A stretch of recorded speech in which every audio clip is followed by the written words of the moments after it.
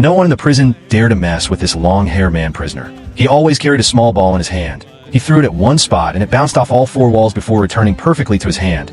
Once, without even looking, he hit a bird using that same ball.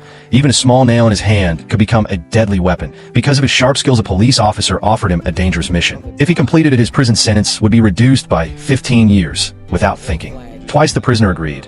But to make sure he didn't escape, they implanted a chemical bomb in his neck. When they arrived at the mission site, a special team was waiting for him. The team was full of strange people. One of them even looked like a wolf, clearly not human. Soon the military placed them all on a plane, and just before the mission started, the final member joined them. On the way, everyone joked around, except the long-haired man who stayed silent in a corner, waiting to reach the target zone. When two members jumped into the water, he followed them, and the rest jumped too, but no one realized that the wolf couldn't swim. He sank straight down. Everyone panicked, but the long-haired man quickly dived in and pulled him to the shore. Realizing the danger, the wolf pretended to be dead. By then, the rest of the team had also reached land. They decided to hide first and observe the situation. The jungle was completely dark, and everyone was ready for battle, but there was a traitor in the team who had already shared their location with the enemy.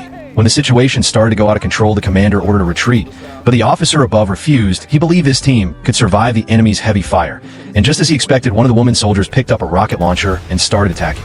The rest followed her lead. Their teamwork was incredible, and they managed to break through enemy line. Suddenly, one team member's arm detached from his body and started slapping enemies on its own. The long-haired man was shocked. Even the alien on their team joined the fight and grabbed an enemy helicopter, but while attacked, she accidentally killed one of her teammates. One by one, members were getting killed. The long-haired prisoner panicked and tried to run away.